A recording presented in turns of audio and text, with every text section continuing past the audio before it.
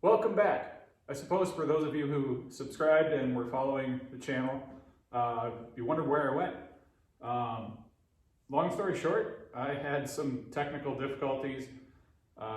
Computer that I was using to put my videos together gave up the ghost and said no more. So lost the computer, lost all the video software I had with it, and didn't have the finances at the time to replace all that and keep going.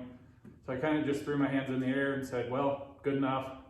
That was fun, but maybe we'll try again some other time. Well, I'm back. I've got some equipment to use now. Nothing great, but make the best of what I got.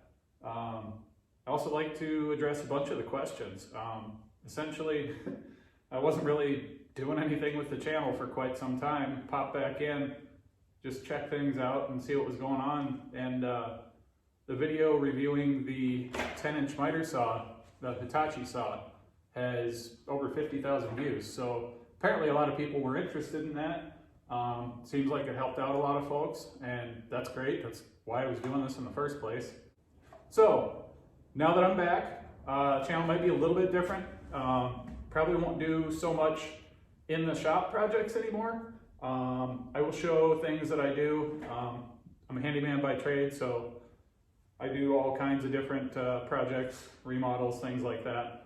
So I'll show some of the stuff that I do that is of interest, maybe something that I feel I can teach people about a little bit.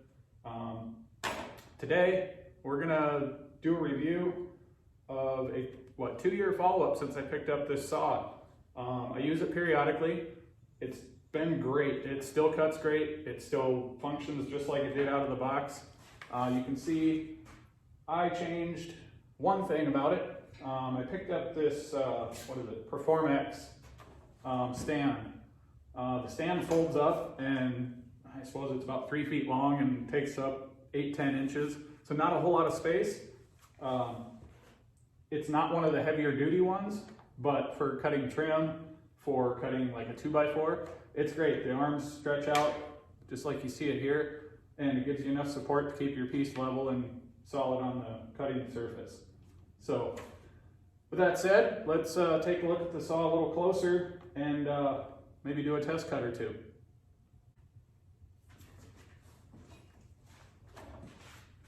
Now, before I get into showing the saw and kind of doing test cuts, I want to answer a couple of questions I noticed in the comments. One of those being, and a rational question, was playing devil's advocate of, okay, well, that shows that your piece is square to that square, but how square is your square? I have double checked that, and actually my square is square and true. It's a framing square. I do not recall the brand, but picked up at a hardware store. I have used it for just about everything I've built over the last handful of years, probably 4 or 5 years. And yeah, it's true and straight. So when we are double checking stuff, we do have a straight square to double check our saw with. So thank you for that question. The other question that kind of stood out was, what thickness of material will this cut? Straight cuts, you can go up to about a 4x4, any more than that, and it starts hitting the saw and you got to flip it and cut it. 1x material, such as like a 1x2, 1x4, 1x6, it'll cut all the way up through to a 1x6. You get to a 1x8, it won't cut the very edge. On a 45-degree angle, anything wider than about 4 inches, and you're gonna have to flip it and do a double cut, which if you're doing any finish work, that's not gonna be a great way to do it. It's almost impossible to get those 2 cuts to line up perfectly and still look good.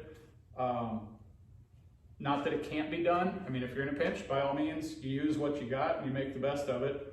But that isn't probably something I'd recommend if you're doing finish work. If you're doing framing or any rough cut work like that, you can probably get away with it because that 16th little nub that's going to be on there, because you can't quite get it lined up perfect, probably isn't the end of the world. That said, it does cut pretty much anything I've put in front of it. It doesn't bog down really. Cut through 4x4s, obviously, you can't just slam it down and say, yep, done. It doesn't work quite that way. None of the saws do. For the bigger material, I've got a 12-inch compound miter saw, but the thing weighs about as much as a Volkswagen, so I don't bring that one out unless I absolutely have to. This one does 90% of my cutting, and for the $100 I paid for it, it's well earned its keep, and I'm happy with it. You know, I had considered buying heavier duty stuff to use every day. Originally, this was just kind of a home saw, and my work saw took a dump on me, and I started using this in the meantime to finish a job, and it just kind of became the work saw. So, like I said, still in great shape. This thing's got a lot of life left in it, and I don't use it every day, but I'd probably say maybe a week out of the month it gets a workout. So yeah, let's take a closer look. There we are. By the way, this saw, which is under the Hitachi name currently, is the #1 seller on Amazon now, which the new name is the Metabo. Metabo apparently owned Hitachi, and they rebranded everything, I want to say maybe about a year ago. So anything that was Hitachi is now Metabo, and some of the price points changed. Some of the products changed a little bit. They're going more to what seems to be a contractor grade, but they still do have, I guess you'd call it your homeowner grade, the little lighter duty stuff for periodic use, not everyday use. So still a good option, I think. I've never been disappointed. I have all their impacts and drills, and well, under the Hitachi name, and I've had those for years. One of them I've had almost 10 years now, so good stuff if you're looking for it. Anyway, we wanted to take a closer look at how this blade actually looks. And some of you might recognize the blade I currently have in the saw. Well, that's because this is the box stock original blade. No, I have not been using this blade for 2 years. I pulled out my good saw blade when I'm cutting, 2x4s or anything. And recently I was cutting a bunch of furring strips and some blocking and 2x4s. So I did not need the fancy, expensive finish blade. This rough cut blade works great, and actually doesn't give you too bad of cuts. I suppose a guy in a pinch could do some trim with it if he needed to.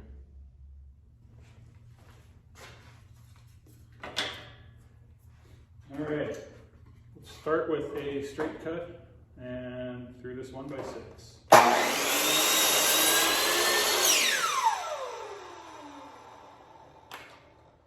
Grab the trusty, yes, it's square.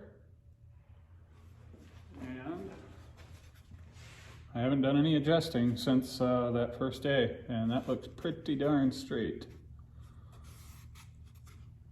There we go. So our 90 is still a true 90. Now we'll adjust here and go to 45. Now 1x6, it will not cut all the way through, but it'll be great for our checking of the angle.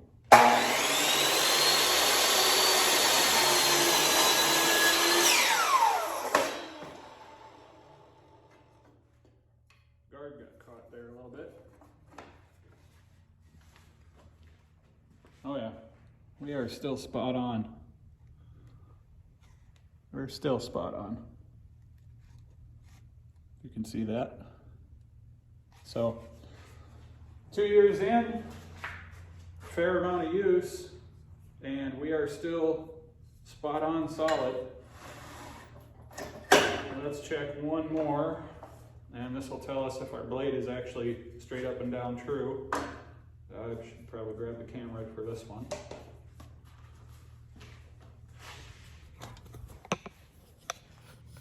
All right, a little tough to do this one-handed with a camera in my hand, but there you see square sitting flush on the cutting surface, and we are still true. So all those adjustments we made at setup have held, nothing's loosened, nothing's moved, and we're still getting true cuts. So like I said, I've been happy with this saw, and looking forward to many, many, many more uses. We've checked out the saw, gave it its 2-year review. Like I said, I'm very happy with it. If you are looking for a budget saw, by all means, go out and grab this one. I have no hesitation on saying it'll do the job, and it'll do it for quite a while. I've been happy with it, and this one craps out. I just might try and find another one.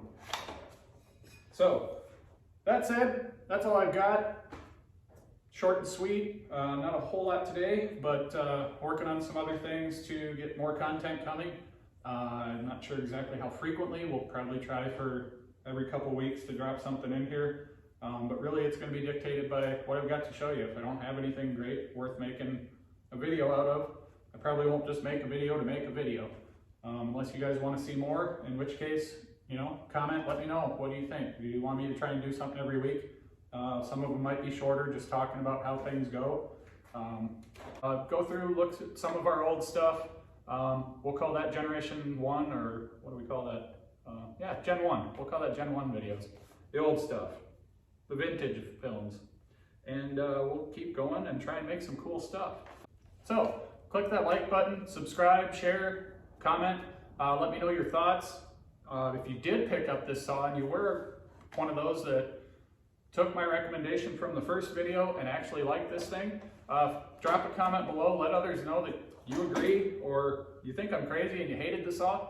Comment that, let us know, because at the end of the day, I'm just one guy, one opinion. So if more of you have the same opinion, please share. I'm going to try and get these videos out as frequently as possible, and that'll all be dictated by the work I have. So if you want me to do something every week and pop in, by all means I can do that. Some of those will be shorter, but the actual project content, we'll see what comes along. And some of it's just boring stuff that's not real fun to watch, or doesn't make for great videos, and it's really not teaching anybody anything, then it's probably not really worth my time, or yours for that matter. So thanks for stopping in, thanks for watching, appreciate it. For all you subscribers that have stuck around, I really appreciate that. And share with your friends. Maybe we can get a few more people in and grow the channel and see where we go from there. Thanks guys, we'll see you next time.